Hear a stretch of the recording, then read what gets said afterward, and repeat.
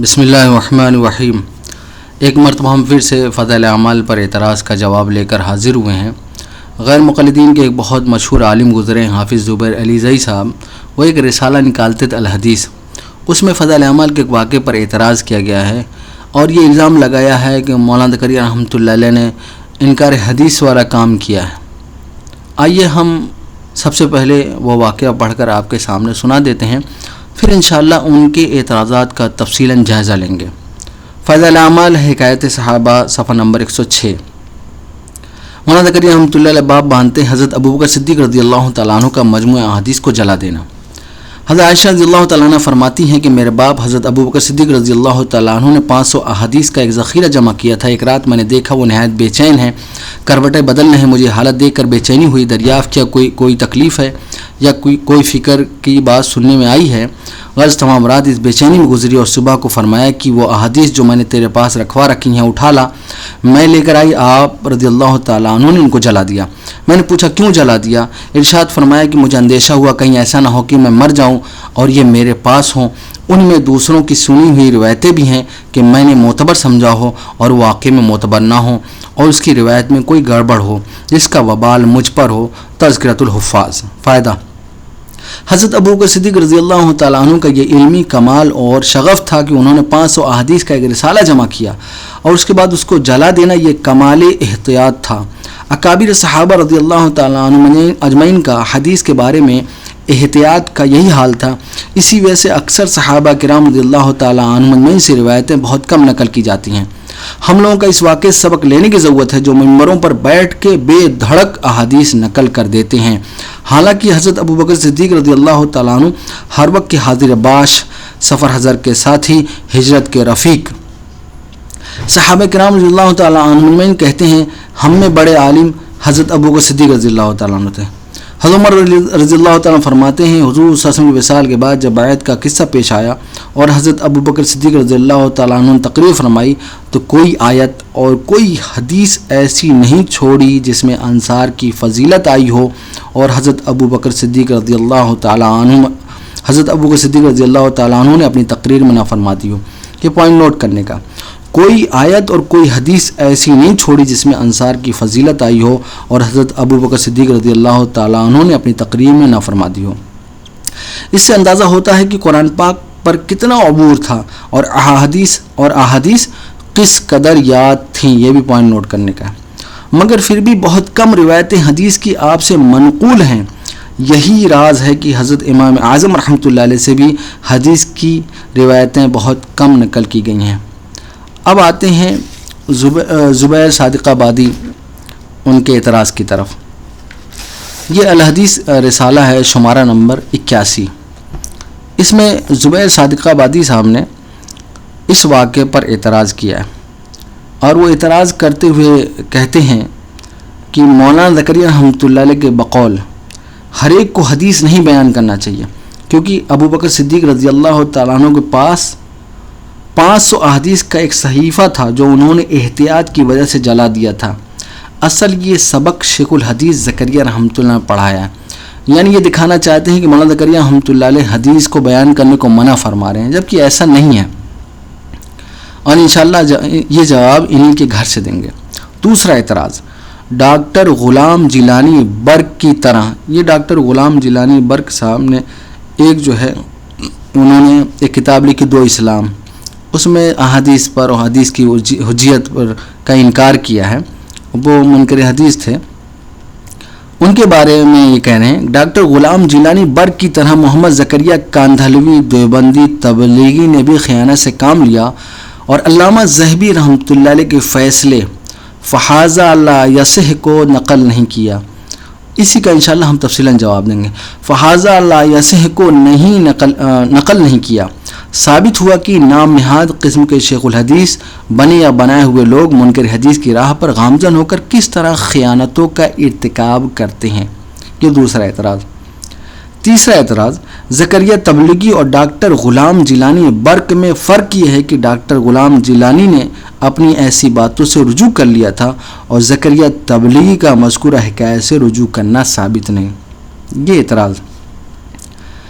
یہ جو انہوں نے سب سے پہلے الزام لگایا ہے کہ مولانا زکریا رحمۃ اللہ علیہ نے خیانت کا کام کیا ہے، پوری بات نہیں بیان کی ہے، زبیر صادق آبادی صاحب اعتراض جب کر رہے ہیں انہوں نے بھی پوری بات نقل نہیں کی اور انہوں نے بھی خیانت کا ارتکاب کیا، جو انہوں نے اصول بیان کیا کہ پوری بات نقل نہیں کی، اور تو انہوں نے بھی اپنے اصول کے مطابق خیانت کا ارتکاب کیا۔ مولانا زکریا رحمۃ اللہ علیہ کی پوری بات نقل نہیں کی۔ مولانا زکریا رحمۃ اللہ علیہ تو بیان کر رہے ہیں کہ حضرت ابوبکر صدیق رضی اللہ تعالیٰ عنہ کو حدیث کا کتنا علم تھا، اور جو ہے انہیں احادیث کتنی یاد تھی، کتنے بڑے حدیث کے جو ہے وہ عالم تھے۔ مولانا زکریا ہم تو بیان کر رہے ہیں، لیکن اس کو انہوں نے بیان نہیں کیا اور یہ دکھانے کی کوشش کی کہ مولانا زکریا رحمۃ اللہ علیہ حدیث کو بیان کرنے کو منع فرما رہے ہیں، جبکہ مولانا زکریا رحمۃ اللہ نے جو واقعہ بیان کیا صرف اس وجہ سے بیان کیا کہ ہم لوگوں کو احادیث کو بیان کرنے میں احتیاط کرنا چاہیے، اور یہ ثابت شدہ امر ہے، اس کا کوئی انکار نہیں کر سکتا۔ اس کی وجہ سے مولانا زکریا رحمۃ اللہ نے یہ واقعہ نقل کیا ہے، لیکن انہوں نے دھوکہ دیتے ہوئے مولانا زکریا رحمۃ اللہ علیہ کو منکر حدیث کے کیٹیگری میں کھڑا کر دیا۔ اب انہوں نے یعنی زبیر صادق آبادی نے، آپ اسکین دیکھ سکتے ہیں، صرف اتنی بات نقل کی، یہاں تک ممبروں پر بیٹھ کر بے دھڑک احادیث نقل کر دیتے، یہاں تک نقل کیا، آگے جو ہے مولانا زکریا رحمۃ اللہ نے جو پوری بات بیان فرمائی اس کو نقل نہیں کیا، تاکہ اگر قارئین پڑھیں گے تو یہ سمجھ جائیں گے کہ بھائی زبیر صادق آبادی صاحب دھوکہ دے رہے ہیں۔ تو یہ انہوں نے خود جو ہے خیانت کا کام کیا۔ اب آتے ہیں ان کے دوسرے اعتراض کی طرف۔ وہ اعتراض کیا ہے؟ وہ اعتراض یہ ہے کہ مولانا زکریا رحمۃ اللہ علیہ نے علامہ ذہبی رحمۃ اللہ علیہ کا جو یہ حکم ہے فہذا لا یصح، یعنی یہ روایت صحیح نہیں، اس حکم کو نہ نقل کر کے خیانت کا ارتکاب کیا اور منکر حدیث والا کام کیا۔ آئیے یہ جواب، یعنی یہ جو فہذا لا یصح ہے، یہ جو کہہ رہے ہیں کہ بھئی نہ نقل کر خیانت کا ارتکاب کیا، ہم اس کا جواب سب سے پہلے ان کے گھر سے دے دیتے ہیں، لیکن ہم کچھ تمہیدی بات اس کے بارے میں بیان کر دیں۔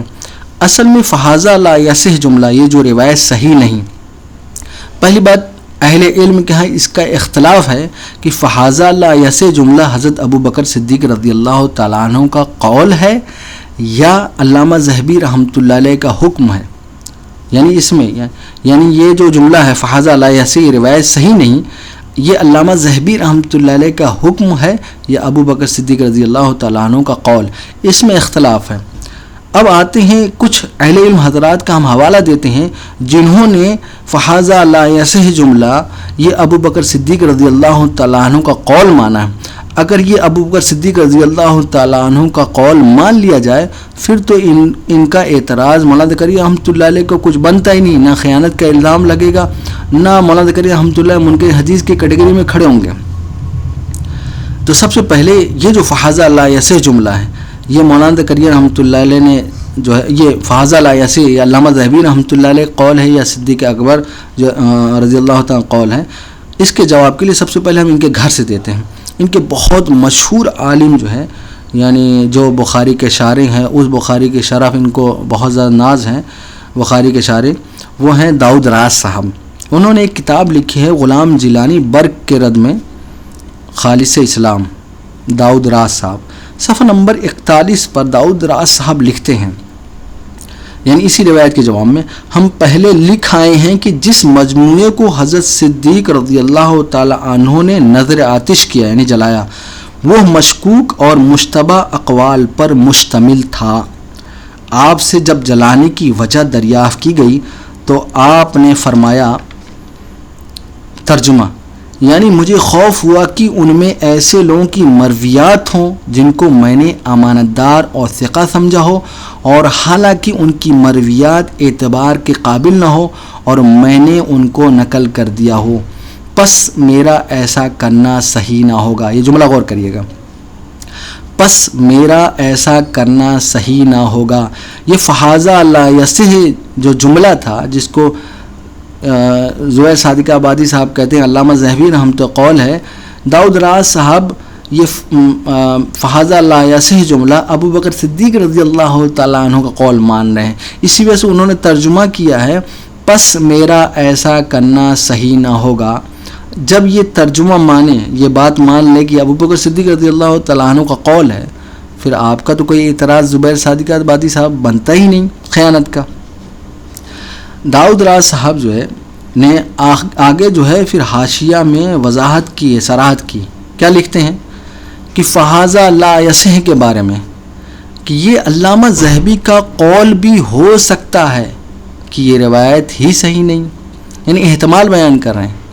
پہلے ترجمے میں انہوں نے حضرت ابو بکر صدیق رضی اللہ تعالیٰ عنہ کا قول مان کے ترجمہ کیا ہے فہذا لا یصح کا، پس میرا ایسا کرنا صحیح نہ ہوگا، لیکن آگے جو ہے حاشیے میں یہ کہہ رہے ہیں کہ یہ علامہ ذہبی کا قول بھی ہو سکتا ہے، یعنی فہذا لا یصح کہ یہ روایت صحیح نہیں، احتمال بیان کر رہے ہیں کہ یہ علامہ ذہبی کا قول بھی ہو سکتا ہے کہ یہ روایت صحیح نہیں۔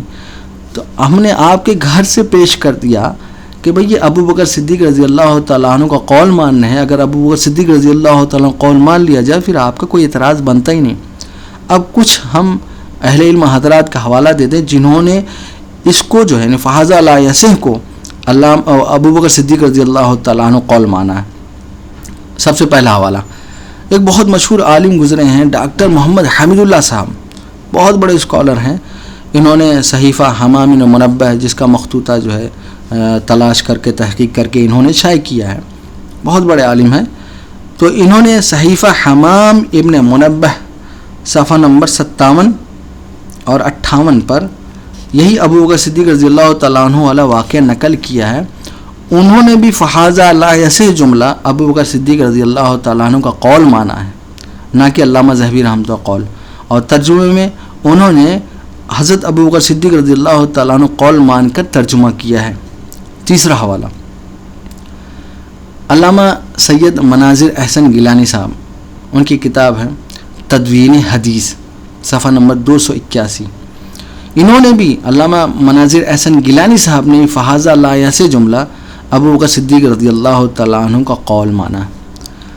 اب یہ اہل علم میں اختلاف ہے، مولانا صفاز کا صفدر رحمۃ اللہ علیہ فہذا لا یصح جملہ جو ہے علامہ ذہبی کا قول مانتے، حکم مانتے ہیں۔ اس کے علاوہ خود مولانا ادریس کاندھلوی رحمۃ اللہ علیہ نے بھی فہذا لا یصح جملہ جو ہے یہ علامہ ذہبی رحمۃ اللہ قول مانا، لیکن ہم نے ان کے گھر کا بھی حوالہ پیش کر دیا کہ ابو بکر صدیق رضی اللہ تعالیٰ عنہ کا قول ہے، اور جو ہے ہم نے کچھ اپنے علماء کا حوالہ دیا جو یہ مانتے ہیں کہ ابو بکر صدیق رضی اللہ تعالیٰ قول ہے۔ اگر ابو بکر صدیق رضی اللہ تعالیٰ قول مان لیں تو پھر اعتراض تو مولانا زکریا رحمۃ اللہ علیہ پر بنتا ہی نہیں۔ اچھا، اس کی وجہ کاز کیا ہے جس کی بنیاد پر ان لوگوں نے علامہ ذہبی رحمۃ اللہ علیہ کے حکم کے بجائے ابو بکر صدیق رضی اللہ تعالیٰ عنہ قول کو مانا ہے؟ اس کی ہم وجوہات ہم بیان کر دیتے ہیں۔ اصل میں علامہ ذہبی رحمۃ اللہ علیہ نے تذکرۃ الحفاظ میں سب سے پہلا جو تذکرہ شروع کیا ابو بکر صدیق رضی اللہ تعالیٰ عنہ کا، اور اس کے بعد وہ بیان کرتے ہیں ابو بکر صدیق رضی اللہ تعالیٰ عنہ کے بارے میں کہ وہ پہلے شخص ہیں جنہوں نے احادیث کے قبول کرنے میں احتیاط سے کام لیا، یعنی حضرت ابو بکر صدیق رضی اللہ تعالیٰ عنہ یہ پہلی پرسنالٹی ہیں جنہوں نے احادیث کے قبول کرنے میں احتیاط سے کام لیا، اور اسی کاز کی بنیاد پر مولانا زکریا ہم جو واقعہ نقل کیا اور ہمیں تنبیہ کی ہے کہ بھئی ہمیں بلا دھڑک جو ہے حدیث نہیں بیان کرنا چاہیے بلکہ احتیاط سے کام لینا چاہیے۔ آگے پھر علامہ ذہبی رحمۃ اللہ علیہ ابن ابی ملیکہ کا کہ ایک مرسل روایت پیش کر رہے ہیں حضرت ابو بکر صدیق رضی اللہ تعالیٰ عنہ کے حوالے سے، جس کو منکر حدیث کے حجیت کے انکار کرنے میں اس کو پیش کرتے ہیں، جبکہ یہ روایت مرسل ہے، لیکن علامہ ذہبی رحمۃ اللہ علیہ اس کا جواب دیتے ہیں، یعنی اس قول کی وضاحت کرتے ہیں جو حضرت ابو بکر صدیق رضی اللہ تعالیٰ عنہ جو کہ مرسل ہے، جس کو غیر مقلدین بھی جو ہے ریجیکٹ کرتے ہیں۔ تو علامہ ذہبی رحمۃ اللہ علیہ اس قول کی وضاحت کرتے ہوئے فرماتے ہیں صدیق اکبر رضی اللہ تعالیٰ عنہ کا مقصد احادیث نبوی کے بارے میں زیادہ احتیاط کا پہلو اختیار کرنا تھا۔ رسول اللہ صلی اللہ علیہ وسلم سے احادیث کو مطلقاً روایت کرنے کی روک تھام پر ہرگز آپ کا منشا نہ تھا۔ آپ تو خود اکثر مقامات پر جب کوئی مسئلہ صراحتاً قرآن نہ پاتے تو احادیث کی تلاش کے لیے لوگوں سے معلوم کیا کرتے تھے، جیسا کہ دادی کے ورثہ کے بارے میں آپ نے احادیث کو تلاش کیا اور اس کی تصدیق کرا کر اس کے مطابق فتویٰ صادر فرمایا، اور آپ نے خارجیوں اور برقیوں کی طرح اس موقع پر حسبنا کتاب اللہ کا نعرہ نہیں لگایا۔ تذکرۃ الحفاظ جلد نمبر 1 صفحہ نمبر 3 اور 4۔ یہ ترجمہ میں نے داؤد راز صاحب کی کتاب خالص اسلام صفحہ نمبر 42 سے لیا ہے۔ یہ برقیوں جو ہے کا اضافہ جو ہے یہ ان داؤد راز صاحب کا ہے، تو صفحہ نمبر 42 پر ہی موجود ہے۔ اب جو لوگ جو ہے فحاذا علی ایسے جملہ ابو بکر صدیق رضی اللہ تعالیٰ عنہ کا مان رہے ہیں کہ بھئی ابو بکر صدیق رضی اللہ تعالیٰ عنہ کا ماننے اس کی وجہ کاز کیا ہے. اصل میں محدثین کا یہ طریقہ کار ہوتا ہے، عام طور پر عمومی طور پر محدثین کا یہ طریقہ کار ہوتا ہے، جو مطلب کوئی ایسی روایت جو ان کے ثابت نہ ہو تو صیغہ ضعف یعنی ضعیف صیغے سے اس کو بیان کرتے ہیں. لیکن اگر یہ فحاذا لا یصح جملہ اگر ہم مانا جائے کہ یہ حضرت علامہ ذہبی رحمۃ اللہ علیہ قول ہے، تو علامہ ذہبی رحمۃ اللہ علیہ چاہیے تھا کہ صیغہ جزم کے بجائے صیغہ جو ہے ضعف سے بیان کرتے، ضعیف صیغے سے بیان کرتے، لیکن جزم سے بیان کیا ہے، جس کی بنیاد پر ان اہل علم حضرات نے یہ حضرت ابو بکر صدیق رضی اللہ تعالیٰ عنہ کا قول مانا ہے. آپ دیکھ سکتے ہیں کہ علامہ ذہبی رحمۃ اللہ علیہ جب اس روایت کو نقل کر رہے ہیں تو یہ نقل کرتے ہوئے کہتے ہیں وقد نقل الحاکم فقال. اب یہ صیغہ جزم ہے جس کی بنیاد پر ان لوگوں نے یہ سمجھا کہ فحاذا لا یصح جملہ یہ حضرت ابو بکر صدیق رضی اللہ تعالیٰ عنہ قول ہے. ہمارے نزدیک راجح یہی ہے کہ یہ حضرت ابو بکر صدیق رضی اللہ تعالیٰ عنہ کا قول نہیں بلکہ علامہ ذہبی رحمۃ اللہ قول ہے. اور اسی وجہ سے جو ہے ان محدثین نے یعنی صیغہ جزم کی بنیاد پر، اور شروع میں مولانا حضرت علامہ ذہبی رحمۃ اللہ علیہ صرف اسی وجہ سے روایت نقل کرنا ہے کہ بھائی احادیث کو بیان کرنے میں احتیاط کرنا چاہیے، اسی وجہ سے مولانا زکریا رحمۃ اللہ علیہ نے بیان کیا ہے. تو اس بنیاد پر اگر یہ اب ہم یہ کہتے ہیں کہ اگر یہ فحاذا لا یصح جملہ ابو بکر صدیق رضی اللہ تعالیٰ عنہ کا ہے، جیسا کہ ہم نے ان کے گھر سے پیش کیا اور اپنے علماء پیش کیے، تو مولانا زکریا رحمۃ اللہ علیہ پر اعتراض بنتا نہیں.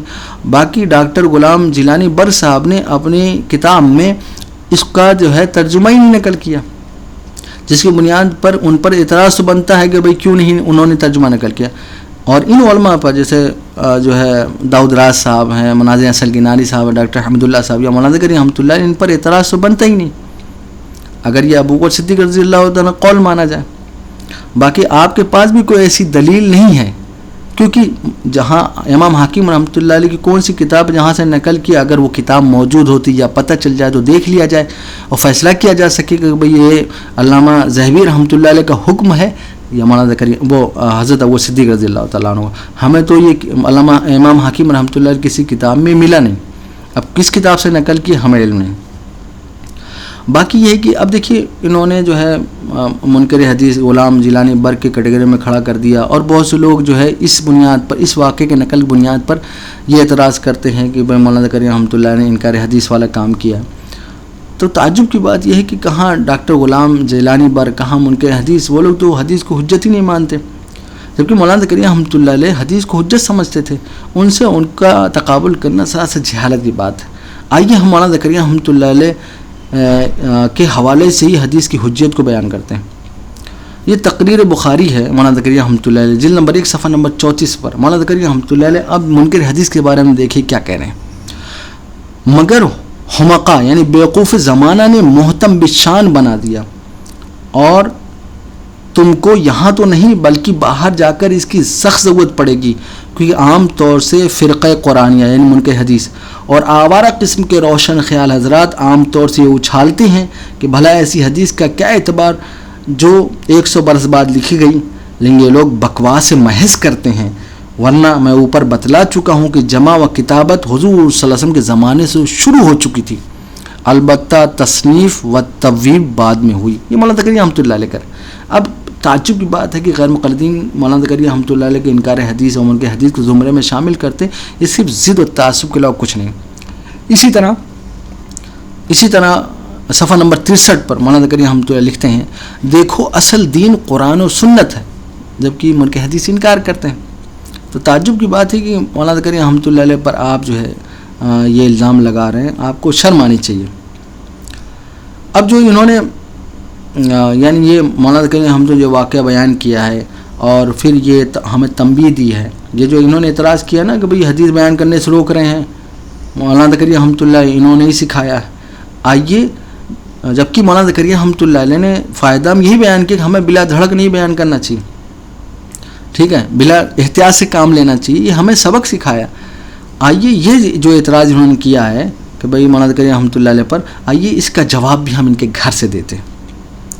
یہ دوامی حدیث ہے، محدث العصر ان کے حافظ محمد گوندلوی جلد نمبر 2 ہے، صفحہ نمبر 148 پر اسی حدیث کی وضاحت کے بارے میں لکھتے ہیں، اس حدیث میں اختلاف کا ذکر ہے، مطلب یہ ہے کہ حدیث کا بیان کرنا تم جیسے لوگوں کا کام نہیں جو حدیث محفوظ نہیں رکھ سکتے، بلکہ ان لوگوں کا کام ہے جن کا حافظہ اللہ نے اچھا بنایا۔ یہ تو مولانا زکریا رحمۃ اللہ علیہ کہہ رہے ہیں کہ بھائی بلا دھڑک حدیث مت بیان کرنا، حدیث کو بیان کرنے میں احتیاط کرنا چاہیے۔ آپ کا عالم خود یہ کہہ رہا ہے، مطلب یہ کہ حدیث کا بیان کرنا تم جیسے لوگوں کا کام نہیں جو حدیث محفوظ نہیں رکھ سکتے، بلکہ ان لوگوں کا کام ہے جن کا حافظہ اللہ نے اچھا بنایا۔ تو یہ جواب ہم نے ان کے گھر سے دے دیا۔ اچھا، غیر مقلدین عام طور پر جو ہے یہ اعتراض کرتے ہیں، عام طور پر اعتراض کرتے ہیں بھئی یہ روایت ضعیف ہے، پھر بھی مولانا زکریا رحمۃ اللہ علیہ نے اس کو استدلال میں پیش کیا ہے۔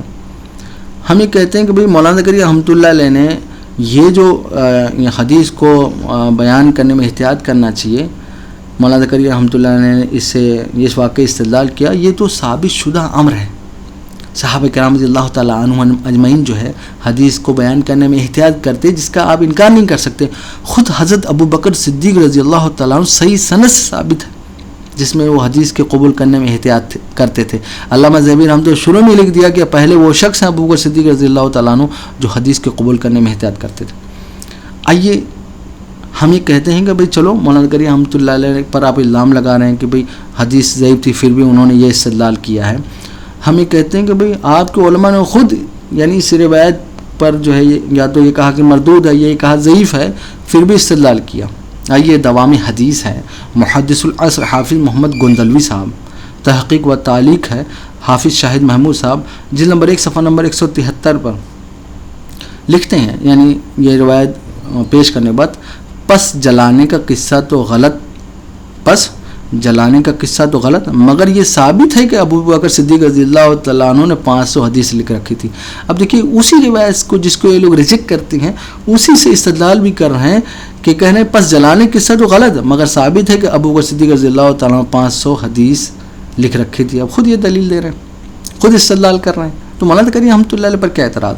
اسی طرح حافظ شاہد محمود صاحب ہیں، حاشیہ میں کیا لکھتے ہیں، حضرت ابو بکر صدیق رضی اللہ تعالیٰ عنہ سے منقول الفاظ سے صراحتاً معلوم ہوتا ہے کہ ان کو ان احادیث کی صحت کے بارے میں مکمل اطمینان نہیں تھا۔ یہ نہیں کہ وہ حدیث کو حجت نہیں سمجھتے، یہ نہیں کہ اب دیکھیے یہ بھی اسی واقعے سے استدلال کر رہے ہیں اور جواب دے رہے ہیں، ان کو ان احادیث کی صحت کے بارے میں مکمل اطمینان نہیں تھا، یہ نہیں کہ وہ حدیث کو حجت نہیں سمجھتے تھے۔ جبکہ مولانا زکریا رحمۃ اللہ علیہ نے کہاں لکھا کہ بھائی حدیث حجت نہیں ہے، پھر بھی آپ نے ان کے حدیث کے کیٹیگری میں ان کو ڈال دیا۔ اسی طرح دوامی حدیث جلد نمبر 2 صفحہ نمبر 148 حافظ گوندلوی صاحب، امام ذہبی رحمۃ اللہ فرماتے ہیں، ہم نقل کرنا، امام ذہبی رحمۃ اللہ فرماتے ہیں ابو بکر صدیق رضی اللہ تعالیٰ عنہ کا مطلب یہ ہے کہ یہ حدیث میں تحقیق سے کام لیا کرو۔ اب یہی مولانا زکریا رحمۃ اللہ کہہ رہے تھے کہ حدیث میں تحقیق سے کام لیا کرو، یہ مطلب نہیں کہ بالکل روایت ہی بیان نہ کرو، یہ مطلب نہیں کہ بالکل روایت ہی بیان نہ کرو، کیونکہ حضرت ابو بکر صدیق رضی اللہ تعالیٰ عنہ نے خود دادی یا نانی کے متعلق حدیث کے فتوے پر عمل کیا جبکہ اس کا حکم کتاب اللہ سے نہ ملا۔ اسی طرح فتاوی شیخ الحدیث مبارک پوری صاحب ہیں، عبداللہ مبارک پوری صاحب، جلد نمبر 2 صفحہ نمبر 525 پر لکھتے ہیں اسی واقعے کے بارے میں، معلوم ہوا کہ یہ واقعہ روایتاً ناقابل اعتبار ہے۔ اب دیکھیے بالفرض مان کے چل، یہ آگے بالفرض ماننا ہے، معلوم ہوا کہ یہ واقعہ روایتاً ناقابل اعتبار اور اگر بالفرض صحیح بھی ہو، ان لوگوں کے لیے جو حدیث کو حجت و دین نہیں مانتے کچھ مفید نہیں۔ تحریک یعنی جلانے کی وجہ حضرت ابو بکر صدیق رضی اللہ تعالیٰ عنہ خود بیان کر دی۔ تحریک کی وجہ یہ نہیں تھی کہ خارجیوں کی طرح وہ حدیث کو حجت شرعی نہیں سمجھتے تھے، بلکہ ان کو اس مجموعے پر اطمینان و اعتماد نہیں تھا۔ اب آتے ہیں اس طرف کہ مان لیا جائے کہ فحاظہ لا ایسے جملہ، مان لیا ایک بات اور میں پیش کر دوں کہ اگر مان لیا جائے کہ فحاظہ لا ایسے جو ہے جملہ مولانا زکریا رحمۃ اللہ علیہ نے دیکھا پھر بھی نقل نہیں کیا، یا علامہ ذہبی رحمۃ اللہ علیہ نے جو حکم بیان کیا کہ روایت صحیح نہیں تو مولانا زکریا رحمۃ اللہ علیہ نے نقل نہیں کیا یا بیان نہیں کیا، تو یہ خیانت کا ارتکاب ہے۔ آپ تو یہ الزام لگا ہی نہیں سکتے، کیونکہ آپ کے اصول ذرا میں بیان کر دوں، یہ دفاع صحیح بخاری ہے، شیخ الاسلام ابو القاسم سیف بنارسی صاحب صفحہ نمبر 355 پر لکھتے ہیں وہ اس حدیث کو صحیح نہیں مانتے، وہ اس حدیث کو صحیح نہیں مانتے. اب جیسے وہی فہذا لا یصح ہے جیسے یہاں جملہ تھا, اسی کے بارے میں اسی طرح کی بات کریں. وہ اس حدیث کو صحیح نہیں مانتے, اور یہ قاعدہ کسی کتاب میں نہیں ہے. کسی حدیث کی صحت اگر ثابت نہ ہو تو وہ موضوع ہو جائے. حدیث صحیح نہ ہو تو حسن ہوتی ہے, اس کا حسن ہونا بھی ثابت نہ ہو تو غریب ہوگی, یہ بھی ثابت نہ ہو تو البتہ ضعیف ہو سکتی ہے. لیکن اس کے لیے بھی محدثین کی تصریح شرط ہے. ضعیف حدیث کو موضوع تو کہہ ہی نہیں سکتے. تو آپ کا اعتراض بنتا ہی نہیں. فہذا لا یصح لکھ دینے سے ضروری نہیں کہ بھئی وہ روایت موضوع ہو جائے. تو آپ کے عالم کہہ رہے ہیں. اچھا, اب آتے ہیں کچھ اہل علم حضرات کا جنہوں نے واقعہ نقل کیا, کیونکہ یہ مولانا زکریا ہم تو لکھ دیا تو منکر حدیث میں شامل کر دیا.